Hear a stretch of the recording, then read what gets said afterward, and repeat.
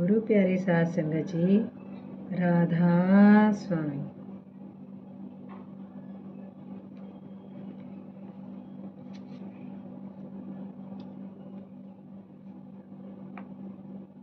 हजूर महाराज सावन सिंह जी जब डेरे आते तो बाबा जी हमेशा उन्हें अपनी कोठरी में ठहराते थे। उन दिनों डेरे में सिर्फ 2 चारपाइयाँ थी। एक तो बाबा जी महाराज की चारपाई जो अब तक डेरे में मौजूद है, और दूसरी बीबी रुक्कू की चारपाई। बीबी रुक्कू की चारपाई बहुत छोटी थी। सब संगत जमीन पर सोती थी। सर्दी में लोग पराली बिछाकर उस पर खेस या चादर बिछाकर सोते थे। गर्मी में जमीन पर चटाई या खेस बिछा लेते थे। हजूर महाराज सावन सिंह जी बाबा जी के पलंग के नीचे फर्श पर ही सो जाते थे। बाबा जी के चोला छोड़ने के बाद हजूर बड़े महाराज जी कभी उस कोठरी में नहीं सोते थे। वे जब भी डेरे आते तो बाबा जी की कोठरी में भजन करने जरूर बैठते थे।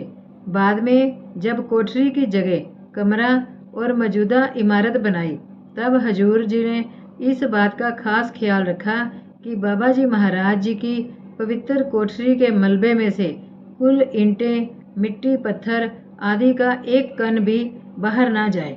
उन्होंने बाबा जी की कोठरी की दीवारों और छत की सारी मिट्टी, ईंटें आदि उसी जगह फर्श में दबा दी और उस पर बाबा जी का कमरा बना दिया। इसलिए इस इमारत का फर्श इतना ऊंचा है। बाबा जी महाराज जी का पलंग और बिस्तर अब भी इस कमरे में उसी स्थान पर रखा है। हजूर महाराज जी जब भी नामदान देने जाते या डेरे से बाहर दौरे पर जाते तो जाने से पहले बाबा जी के कमरे में कुछ देर भजन में बैठा करते थे।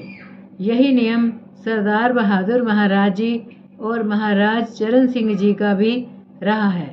बीबी रत्नी सुनाया करती थी, एक बार स्वामी जी महाराज ने अपना शॉल बाबा जी को बख्शा। वह शॉल बाबा जी कभी कभी ओढ़ते थे। चोला छोड़ने से कुछ समय पहले बाबा जी ने वह शॉल हजूर महाराज सावन सिंह जी को दे दिया। हजूर अक्सर भंडारों के अवसर पर उसे ओढ़कर सत्संग में तशरीफ लाते थे। बाद में हजूर महाराज चरण सिंह जी कभी कभी बाबा जी महाराज के भंडारे के दिन उस शॉल को ओढ़कर सत्संग में पधारते थे। स्वामी जी महाराज के चोला छोड़ने के बाद भी बाबा जी माता राधा जी तथा चाचा जी सेठ प्रताप सिंह जी के पास आगरा जाते रहते थे। कई बार आप हजूर महाराज सावन सिंह जी को भी साथ ले जाते थे। माता जी, चाचा जी तथा उनका पूरा परिवार बाबा जी के प्रति बहुत प्रेम भाव रखता था और आपकी इज्जत करता था। ये प्रेम आगरा से आए तथा लिखे गए पत्रों से साफ जाहिर होता है। एक बार सेठ प्रताप सिंह जी का बाबा जी के पास पत्र आया कि चूंकि सत्संग में फिरकाबंदी और गिरोहबंदी होती जा रही है, इसलिए सब मिलकर एक सदर सभा कायम करें जिसमें आप भी एक मेंबर हों। इसके जवाब में बाबा जी ने जो लिखा और सेठ प्रताप सिंह जी की ओर से जो पत्र आया, उसका जिक्र हजूर महाराज सावन सिंह जी को लिखे अपने नवंबर 1902 के पत्र में इस प्रकार किया है।